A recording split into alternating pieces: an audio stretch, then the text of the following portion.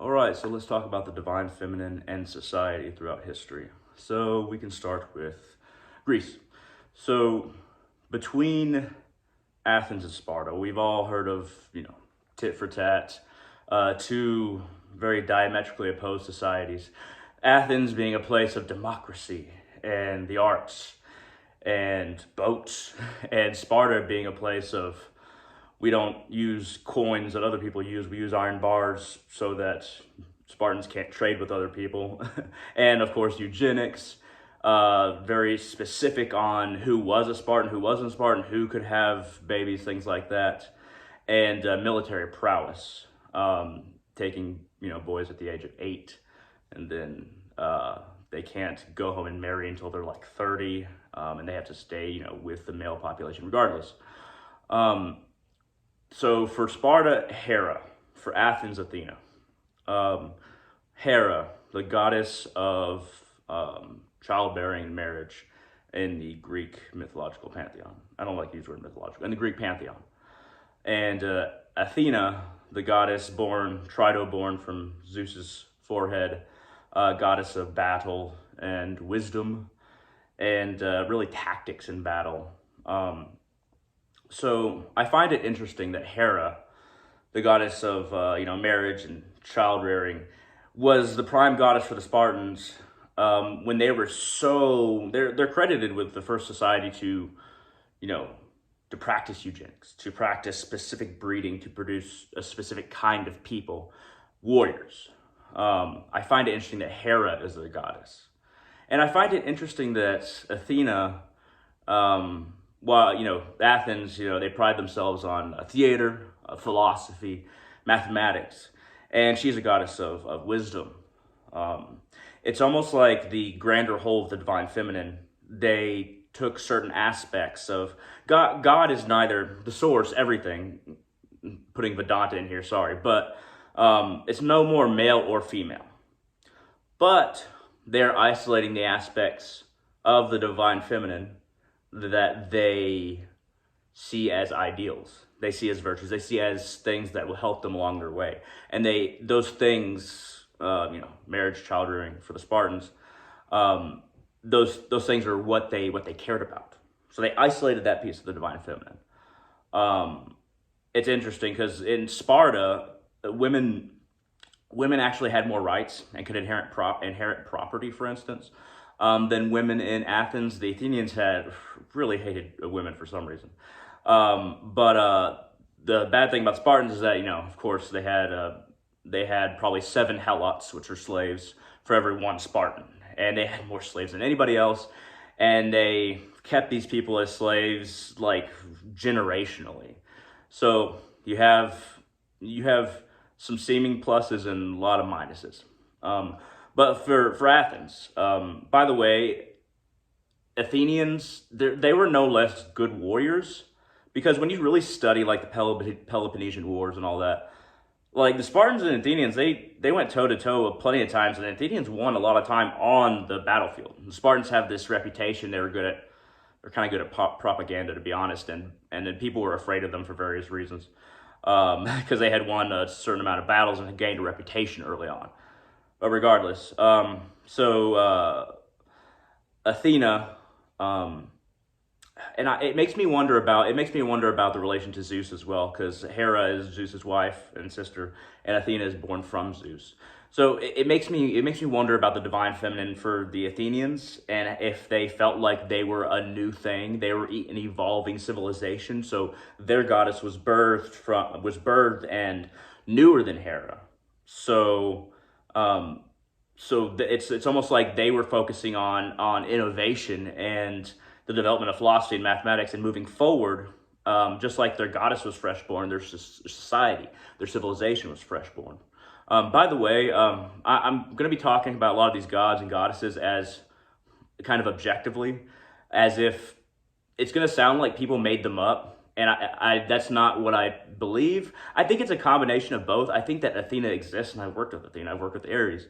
I think that they exist. For as far as are they egregores? No, I think that they actually do exist. I think that section of the divine feminine is were they what they isolated to venerate and get close to and receive blessings from. And we'll just leave it at that. But it's going to sound like that I'm saying that they made them up, but I don't think that. But I think that in society, so for in Greek society, the men and the women were like, they separated. Just the women in Athens, for instance, were really separated as far as rights go, as far as spheres of social both influence and congregation. It makes me think that early on in kind of various civilizations, after we exited a reciprocal relationship with our environment, our earth, Mother Nature, with our world, when we started making like cities, and when we started isolating us from and nature as external, the people who were in charge or had the most physical power, like the males, because they're physically stronger, they started making the rules, and they kind of hedged everything in their favor. And then once power is gained, it's not easily relinquished. And then over time, women were more and more both isolated socially, but also deprived of rights and the same value as men. I'm not sure exactly why. At some points, it was a long time that patriarchy was a thing before the paterfamilia that Augustus Marcus Aurelius instituted, and it kind of made our idea of the family unit today. All the way back then, a pagan instituted it, but the church really took up a lot of pagan philosopher ideas, and Marcus Aurelius was definitely a philosopher. At any rate, but there's a whole lot of evidence, especially in the last 20 years, that if not 50%, damn near at least half of the globe, probably more actually. There's just not enough evidence for more. My suspicion is most of the globe, for most of human history, was matriarchal and also and reciprocal with the environment. Of course, reciprocal, but also matriarchal.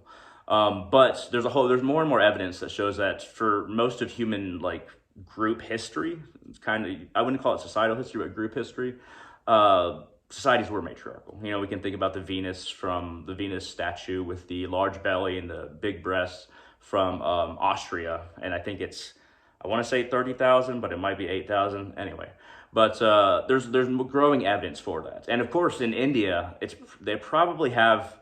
In South India, like Bengal, and a whole bunch of villages, but a whole bunch of cities in South India, there's been continuous goddess worship and a more gynocentric view of the world and existence. Gynocentric means kind of vaginal but womb-like, kind of like the earth is a womb, and everybody goes out from the womb.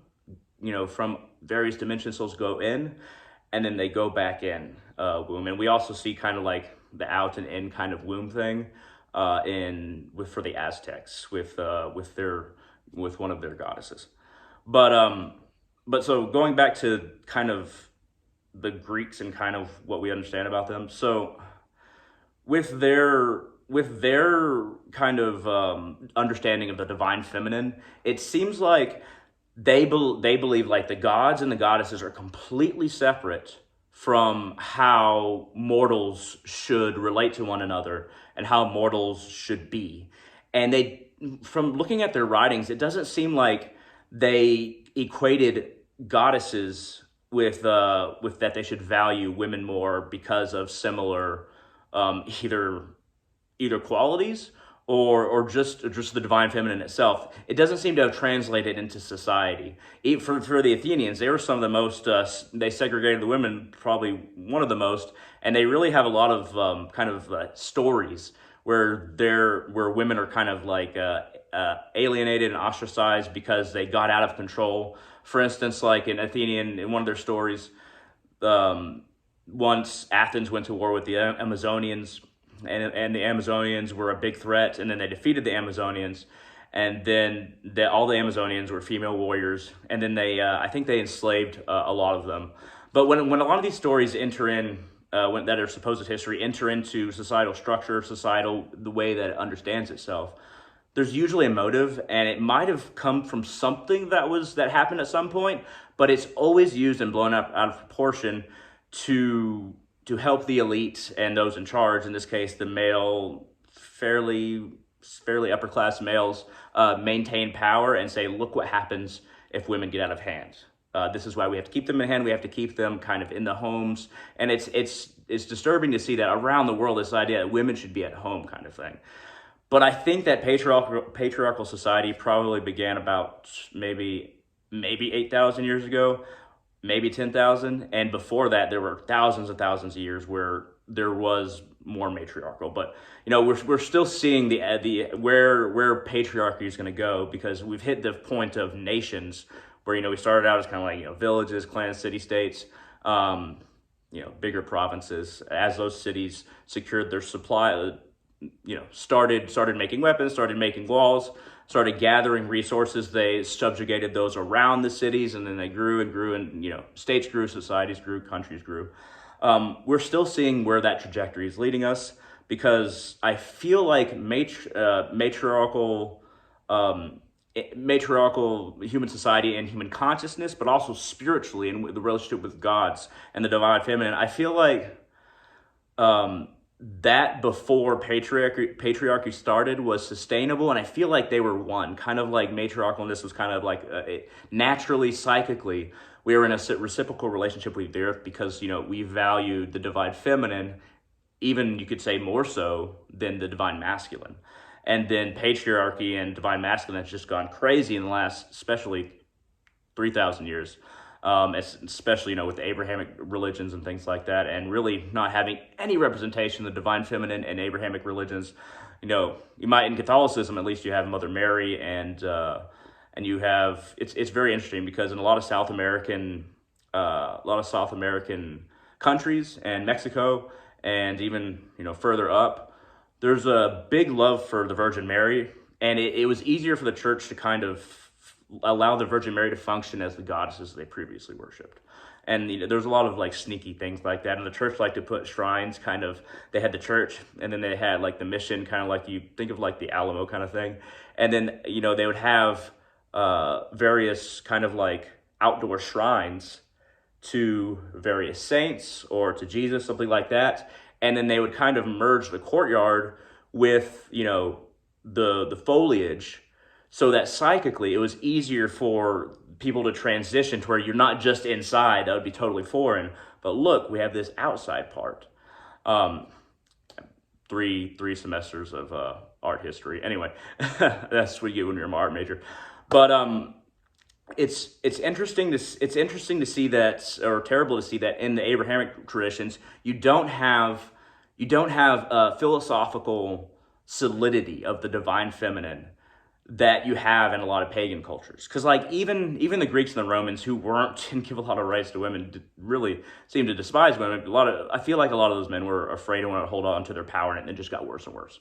But at least you had goddesses. At least you had an emphasis on, and even in a lot of Roman writings, I know I'm jumping around a lot, but I know even in a lot of Roman writings, like when Christianity was just becoming a thing, I remember one pagan writer saying, we believe that, whether it's a god, goddess, or that all these different gods and beings are different faces for the one source. And these Christians are saying it's God, the Son, and the Holy Spirit, that these are separate. They're the ones who are the polytheists. They're the ones who are polytheists. We actually are monotheists.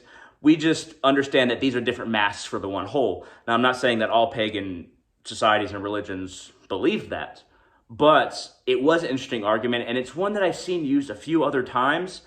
And, while it might have been an argument of convenience, it has a little bit of truth to it, because the divine feminine is equally represented, it seems like, in the vast majority of pagan societies and civilizations. I hate the word civilization, but societies, I don't like the word society either, but as societies and civilizations, it seems like there's an equal representation of the masculine and the feminine.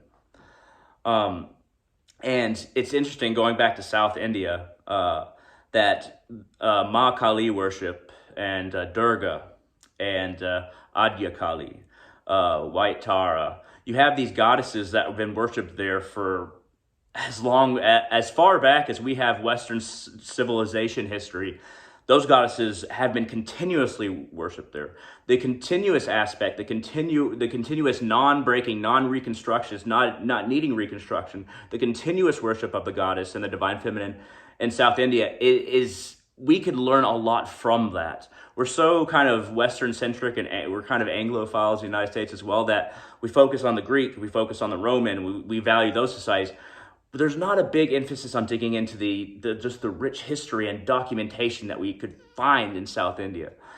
Yeah, Genghis Khan. The reason he didn't invade India, he said it was the birthplace of all religions and it was a holy land and he wouldn't invade it. And Genghis Khan did a lot of terrible things, but he wouldn't invade India because he really thought it was a birthplace, which is interesting because his culture is like at the top of the globe and typified with Tinglism. I think it's Tinglism, yeah. I think that's how you pronounce it. I know it's Tingli. But shamanistic. When you get to the top of the globe, you have a lot of masculine shaman tendencies, but it's still close to the land. It's really interesting. And civilization didn't develop in the same way. Like the Norse, the Sami, and then the kind of like Siberian area, even a little bit into Russia, but talking about like separate units, in the Siberian area, kind of Mongolian, there's a closeness with the land, and this might go against my other point, and maybe not as much in Tinglism, but in Tinglism there is equal representation of the divine feminine, but there's a kind of like not rulership, but societies looking up to these male shaman and female shaman, but that are kind of close to male sky gods, and then the divine feminine is also represented. For the Sami, they kind of mixes with the Norns, the idea of the Norns being feminine and fate and things like that. For the Norse, the Sami were very similar in how they thought, kind of like the Finland area where you have Norway here, where they're very close, so a lot of ties. But what's interesting is that for Norse society, runes and the patterns that they draw are very similar to Tinglism and the patterns that they would draw. It's almost like the earth itself has kind of spaces of various kinds of psyches and various kinds of how things develop. It's very much related to resources, but I'm not a historical materialist in the sense that I think resources were everything and then everything formed around resources. But it is kind of tied to resources. But at the same time, it makes me wonder why in the south of the globe, South America, South India, Philippines, you have a whole bunch of female goddesses that are looked up to, in so many of the cases more than the masculine feminine, no, the masculine divine. But then when you get to the top north, it's male, but it's also reciprocal. And then when you get to the belt in the center, it does feel like the masculine kind of like took charge early on, especially if we're talking about the Mediterranean. But maybe, there's an argument to be made that, with the idea that we have of the man being in charge of the house, the woman stays at home, that could have all started in the Mediterranean. It could have. We also see it popping up in China, but that's a whole nother instance of god and goddesses popping up, and they also, in a sense, with Confucianism and things like that, they were focused on socially isolating and constructing society in a very focused way, a very hierarchical way, just like the Greeks were. But the divine feminine, it's strange because I feel like it's not only is the divine feminine making a comeback, but I feel like we're ready for it at this point. We're getting over some concepts, and we're starting to question things in a way that we haven't quite done before, and that has to do with all the information that we have, the renaissance of paganism in a number of places. And for instance, Swami Vivekananda, when he was at the religious conference in Chicago, the World Religion Conference in Chicago, I think it was 1898. I think it was just before 1900s. There's actually recordings of Swami Vivekananda. You can go on YouTube and listen to them. He honestly, his voice sounds amazing. I'm like, oh my God, we have these recordings. These are amazing. And wow, he makes a lot of sense even now. Like it withstood the test of time. And of course, great thinkers and very spiritual people connected. they their stuff stands the test of time. Um, Anyway, I was about to go into the Bible and how it was kind of like put together and revised by people of society and not necessarily spiritual people, but I'm not going to go into that. Let's put that over somewhere else. Um, but now, in that Chicago conference in 1898, Swami Vivekananda, he is an um, avid Ma Kali worshiper. Very much focused on the divine feminine and how he relates to the divine, how he relates to the source. He definitely relates through Ma Kali. Uh, and a lot of the stuff he was saying, they would not have been ready for Ma Kali. Not any of the symbols of wearing skulls, carrying the Trishula, which looks like a pitchfork, standing on Shiv. They would not have been ready for that. So he understood the stage. He understood that other people were reaching out, other religions were reaching out at this conference, but he couldn't just throw Ma Kali in their face. But because the symbol, it's all symbolism, but no white man at that point was ready to see the symbols of Ma Kali. Keep in mind that Ma Kali is my first and foremost. She is my first before anybody thing or any concept of the source or God. She is at the top for me. He there was that reaching out from the East. And then we see with Paramahansa Yogananda and his lineage, we see in 30s, 20s, and 30s when he came to the United States, he was very much focused on Kriya Yoga and meditation. You see a lot of people a lot of masters coming from the East that are just being like, here's how you meditate, do this. And then even now, because meditation is so beneficial, it's almost like getting all your vitamins or something, but it's so beneficial to you spiritually and for you getting rid of fear that it's like, here's the best advice we have. Eat this first, and then we'll get into the more complicated stuff later. But Paramahansa Yogananda, another avid Ma Kali worshiper, devotee of Ma Kali. So he started to introduce ideas of Ma Kali a little bit in the 20s and 30s, but he was more focused on Kriya Yoga and meditation. And he also thought of Christ, Jesus Christ, as one of the avatars, a savior, not the savior. And he did say some things about how I think this, and I can't remember if Yogananda said this, but I think Jesus Christ is actually, he also kind of worshiped Ma Kali, but I don't have evidence for that. There's also a story, writings in India that say that Jesus Christ actually didn't die. He went into this, yogic state where he brought all of his body processes down, and then he came out of that yogic state, was alive with these injuries, and he went to India for a couple of decades, and then eventually died of old age. But Paramahansa Yogananda, he also revered Christ as an avatar, and he revered his teachings and gave the true meaning of his teachings and things like that. But you see that slow introduction. It's almost like the consciousness of the earth, Mother Earth, Ma Kali. She doesn't force, the divine feminine doesn't force, but meets you on your terms and gently suggests compared to the divine masculine patriarchy of those monotheistic religions is force. I feel like the divine feminine is not force for us, and it's more subtle, and so it's more intrinsic, if that makes any sense. But there is a slow introduction, and we're starting to get people who are really into Hecate now, or the Greek gods, like I said, of course, Freya. We're starting to see a recognition of the divine feminine again. And though there's a whole bunch of other steps, and it's not just from the East, and it's not just from Vivekananda and Paramahansa Yogananda, but there's a whole bunch of little steps that brought us here where our minds are starting to open.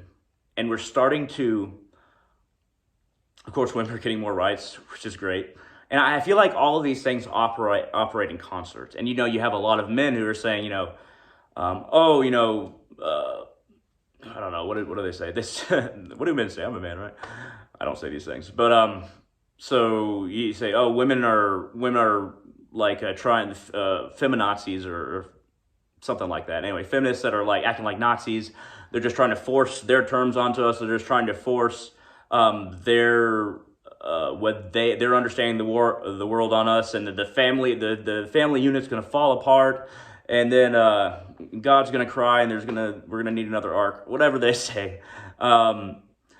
That you're gonna see a lot of that in the psyche, whether these people know it or not. That is left over from patriarchy, is left over from the misuse of the divine masculine, especially in monotheistic religions. You see a lot of that because there is resistance, there is rigid resistance to change.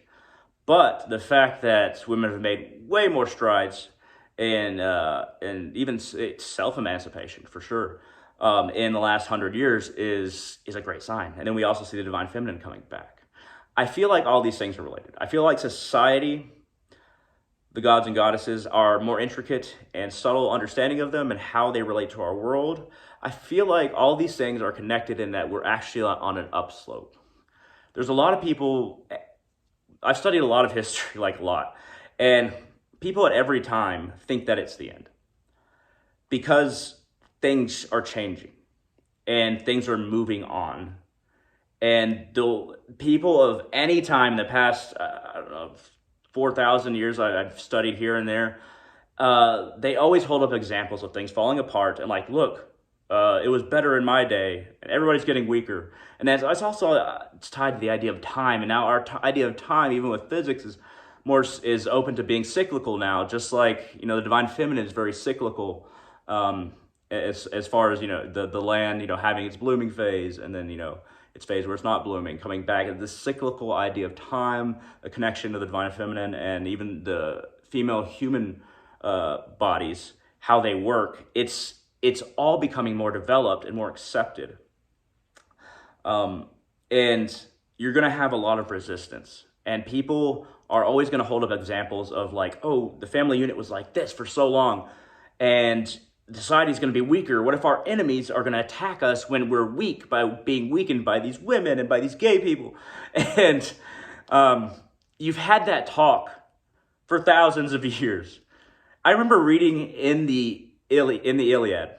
I've read the Iliad. I've listened to it like a bunch of times. I don't know why. It fascinates me. I'm fascinated by ancient history.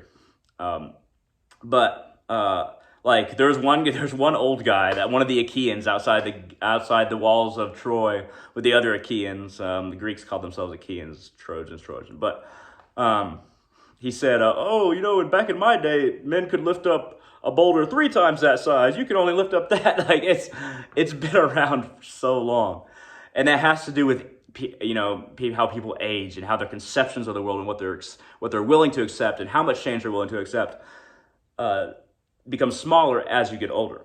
But you're starting to see even more so now that there's pretty old people that are still remaining pretty open-minded. I feel like things are changing. I feel like the divine feminine is ready to become prominent once more. I don't know how long it's going to take. Anytime somebody makes a prediction about anything regarding any of this, it's always too small. I'm going to say in the next 100 years, the divine feminine is going to become more prominent, but it's not going to be like at the top. And with our kind of dying world and environment, perhaps Mother Earth herself and the divine feminine are working in concert to try to say, remember when your life and your continuation of your children and your children's children, remember when that was possible, and it wasn't less possible by your relationship with us, your relationship with the earth, your relationship to the goddesses. Remember when it was reciprocal and you were on an equal footing and you didn't take more than you needed. Remember that. And if you can get back there, you won't die. There's a whole bunch of possible options, and I'm not smart enough, nor am I equipped enough to say them all. But the way that we're affecting our environment, there's 2 main options. One, it keeps on getting worse, and then humanity just bands together and it's like, okay, we got to figure this out. And then we do. Or it just keeps on getting worse and people keep on ignoring it until there is a bigger collapse. I honestly think that we'll figure it out, and hopefully in concert with the earth, the soul of earth, as it were, which is feminine, I believe.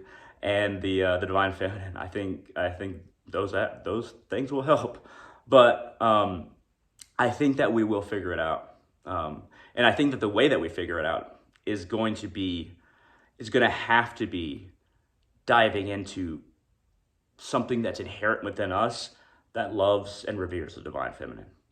And that also is connected to the reciprocal relationship with the earth. That's just my idea. I'm actually pretty hopeful, but we can't ignore it forever. Anyway, this has been a really long rant about the divine feminine society, human society. If you liked it, if you didn't like it, let me know in the comment section below. Feel free to hit that thumbs up down there, like this video, it really helps out. And feel free to share this video wherever you like. If you like rants like this, I'll do more of them. There's better ways I could have done this. I've had these ideas in my head. I was like, I know how to use green screen and backgrounds, and nope, I'm just gonna do it after I work out while I'm sick in my garage. I went to work, worked out, and sweated a bunch, ended up sick, and I did this video. So I hope that it was good with all those factors in mind. I hope I didn't ramble too much, and thank you very much for watching. At any rate, thank you very much, and I hope all of you have a wonderful day.